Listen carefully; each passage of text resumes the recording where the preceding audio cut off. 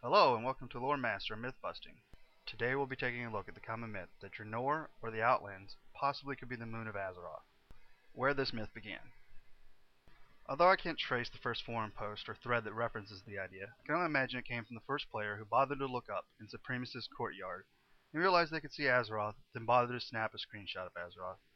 I have seen speculation that Azeroth is visible from other parts of the Outlands as well, but I say speculation because I've never actually seen Azeroth from any zone other than the Black Temple. You can also see Azeroth from the temple's upper battlements when you fight Illidan. Judging by the size of Azeroth in the night sky above the Black Temple, it's easy to get the impression that Dreanor is roughly the same distance from Azeroth as Earth is from the moon itself.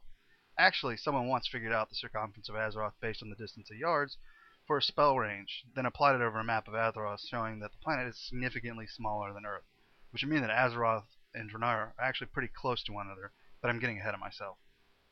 To better understand this myth, we first need to look at what we know about Azeroth and what we know about Dreanor. Here's what we know about Azeroth. We know that Azeroth has two moons, the White Lady and the Blue Child, which at times are visible in the game and WoW, but the Blue Child was removed prior to the Burning Crusade. No one ever recorded being able to see Draenei from the surface of Azeroth. Had there been a third moon in the night sky, or even visible during the day, it would drastically have altered the base religions of both the Tauren and the Night Elves, who built a great deal of their religious dogma around the moons of Azeroth. Some have speculated that Azeroth's atmosphere is too thick to see Dreanor, or the Outlands now. This could be a possible answer because while the White Lady can appear fairly large and clear in the sky, the Blue Child is often hazy and hard to see. There's one problem with this assumption, and that is that it would appear that the Titans were unaware of Draenor's existence. This is highly unlikely, as you can see in most Titan technology that they clearly consider the White Lady and the Blue Child to be the only two moons of Azeroth, and this technology seems to be aware of changes taking place on Azeroth after the Titans have left, as shown as the world sundered after the creation of the Maelstrom. So it would seem if Draenor orbited Azeroth, no one, not even the Titans, seemed to know this. Now let's take a look at what we know about Draenor. We know at one time Draenor was actually a fully spherical planet, generally red in color. The orcs themselves describe the planet as being across the Great Black from Azeroth. The Great Black is a generalized term that can really best only describe the empty space between planets. So being across the Great Black from Azeroth doesn't actually rule out the possibility that Azeroth and Draenor at one time could have actually been in the same solar system. We also know that the Draenei were able to travel from the Outlands to Azeroth, and not by means of the Dark Portal, but by using the ship Exodar. And that is where we'll find the crux of our problem with this myth and why it can't be true. Exodar is a dimensional ship, and not a spaceship. Why the myth is untrue. No matter where Azeroth may have existed before the Second War, and it likely could have actually been in the same solar system as Azeroth, although I will contest that it never really was a third moon or an object orbiting Azeroth itself. And had Azeroth and Dreanor been in the same solar system, they likely would not have been closer to one another than Earth and Mars. Otherwise, it probably would have affected the night-worshipping groups on Azeroth. What matters now is where the Outland exists right now. Roughly 2 years after the end of the Second War, Ner'zhul, before he became the Lich King, was opening a great deal of portals all over Draenor, the remains of which can still be seen in such zones as Zangarmarsh, the Burning Blades, and the Grand. The opening of these portals are what twisted and tore Draenor apart. After Ner'zhul fled, most of Draenor fell apart, and what we're left with now is the Outlands, being consumed by the Twisting Nether. The Twisting Nethers can be a difficult concept to understand as a WoW player, but if you can understand and accept the presence of the Emerald Dream, then you can begin to understand what the Twisting Nether is. The Twisting Nether is a dimension of chaos that exists outside the dimension in which Azeroth exists in, much like the Emerald Dream is another dimension which druids can pass into through meditation or use of portals. The Twisting Nether, the Emerald Dream, and the dimension of Azeroth all exist side by side with some influence on each other.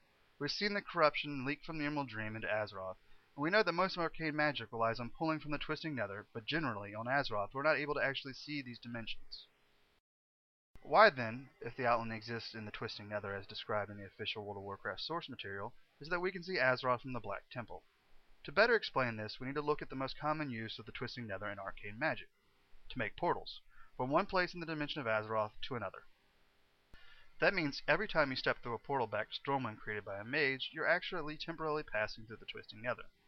The Nether is being described as much thinner in nature than the Emerald Dream, which means you can often look out into the Nether and literally see portions of other dimensions. When we look up at any part of the Outland skies and see another planet, it's safe to assume we're actually looking at a giant dimensional rift, and not an actual distance in space.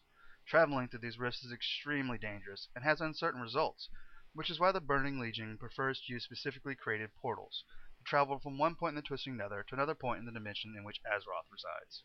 So while at one time Draenor actually could have existed in the same solar system as Azeroth, It currently doesn't even exist in the same dimension any longer as Azeroth. It's supposedly true that living in the Nether can drive one mad, and yet we spend a great deal of time as players at one point or another in the Outlands. Generally, this madness-inducing area of the Nether is safe to assume that this refers more to the space between things floating in the Nether, which is very worm-like hole in property, and has no respect for gravity or time. The Outland floats in that soup and is slowly being destroyed by it. So, Mythbusting. Dreanor is not one of Azeroth's moons, and currently can't exist in the same solar system either. If we were to try to draw a map of Azeroth and the Outlands together, it would have to look like this, with the Outlands in the twisting Nether plane of existence, Azeroth on its own, and the Emerald Dream existing as a third plane. Barring specific retcon from Chris Metzen or the guys at Blizzard, these are the stone cold facts of the matter. And I know, some of you will listen to what I have to say and speculate that Dreanor could have actually been the Blue Child, since it disappeared prior to the Burning Crusade. This can't be true because Titan globes still show the Blue Child orbiting Azeroth, and Dreanor was ripped apart well before the release of World of Warcraft, which means at no time would a player have been able to look up into the night sky and seen a whole version of Dreanor. The Blue Child was removed from the game because of issues it caused with the skybox, and not because it was Dreanor. So that pretty much covers all the theories about how Dreanor could possibly be the moon or Azeroth, or even in the same solar system. Hopefully you understand why it can't, and I hope you enjoyed this video, and look forward to the future myth-busting for World of Warcraft lore. Please stay tuned for more videos dealing with World of Warcraft lore busting.